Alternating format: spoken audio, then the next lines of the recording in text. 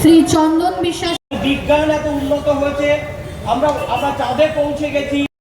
জোরে একটু হাততালি দিয়ে স্যারকে অভিনন্দন মহাশয়ের হাতে তুলে দিলাম। 26 নম্বর ওয়ার্ড ভারতীয় জনতা তপন কীর্তনিয়া মহাশয়কে, শ্রী নরেন সরকার মহাশয়কে বরণ করে নিলেন। শ্রীমতী দীপা তবকে একত্রে তাকে বরণ করে নেওয়া হলো। এবারে আমরা বড় মানুষ গড়ার কাজ করেন, আমরা সত্যি আনন্দিত। শ্রী অশোক বিশ্বাস মহাশয় সংবর্ধিত হলেন। বলছি আমরা এই মুহূর্তে শ্রীমতী চন্দ্রানী দে মহাশয়কে এবং পুষ্পস্তবকে একত্রে আমরা সম্মানিত করলাম। হাততালিটা চলতে থাকুক। দাদার প্রতি ভালোবাসা একটু উজাড় করে দেবে সবাই, সবাই মিলে একটু জয় বলুন, ভারত মাতা কি, ভারত মাতা কি জয়, শ্রীরাম জয়। একবার জোরে হাততালি দিয়ে দাদাকে অনেক অনেক ভালোবাসা। করতালি দেবেন সবাই, একদম আপনাদের প্রাণ উজাড় করা করতালি দিয়ে তাকে অভিনন্দন। শ্রী গোবিন্দ চৌধুরী মহাশয় এই মুহূর্তে সম্মানিত হলেন। এবারে পরশ শ্রী বিপিন দাস মহাশয়, আমাদের সমগ্র অনুষ্ঠানের সভাপতি শ্রী বিপ্লব শর্মা অনুষ্ঠান, তাকে পুষ্পস্তবকটিও তুলে দেওয়া হলো তার হাতে। শুভঙ্কর্তা অনেক অনেক ভালোবাসা, সুন্দর একটি পুষ্পস্তবক। যুব সমাজের শক্তি, সম্ভাবনা, সাহস, সেই শুভঙ্কর সেন তরুণ। সত্যি একটা সুন্দর মুহূর্ত।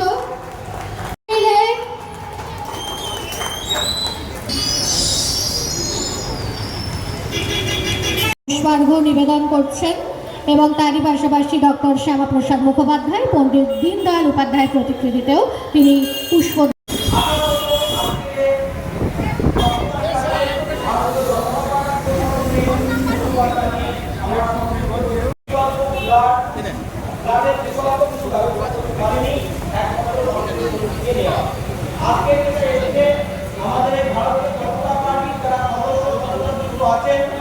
প্রত্যেককে আমি ধন্যবাদ জানাই যে আজকের দিনে এই স্বাধীনতার ৮০তম বর্ষের প্রাক্কালে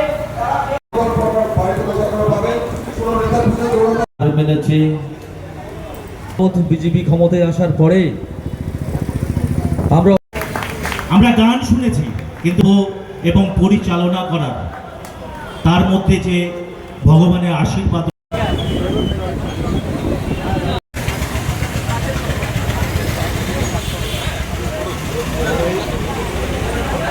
ভারত মাতার চরণে এবং পণ্ডিত দীনদয়াল উপাধ্যায়ের বলবো আজকাল যা চলছে আর কি, বিগত সরকারের আমলে যেটা হয়েছে এখানে, তো তার জন্য আমাদের কি হচ্ছে, ব্লাডের একটা স্কেয়ারসিটি এসছে।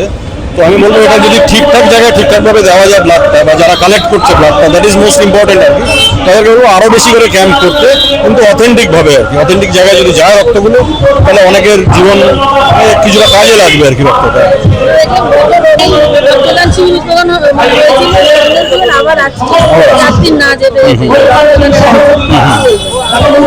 মানে আমরা চাইছি ক্যাম্পগুলো হোক আর কি, একটু বেশি করে হোক, কারণ এখন একটা কিছুটা ব্যান হয়েছিল কয়েকটা ব্লাড কালেকশন সেন্টার, সেগুলোকে আবার কিছু ক্লজ দিয়ে খোলা হয়েছে। তো ব্লাড প্রয়োজন আর কি এখন, প্লাস এই যে ধরনের রোগ এখন হচ্ছে বৃষ্টির সময়টা, সেই সময় রক্তটা প্রয়োজন বলে আমরা আরও ক্যাম্প করার কথা ভাবছি। এখন অবধি হয়েছে আমাদের 40 জন মতো। টোটাল টার্গেট আমাদের মানে যারা ইয়ে করেছে, অ্যাসিওর করেছে 70-75 জন মতো হওয়ার আছে আর কি।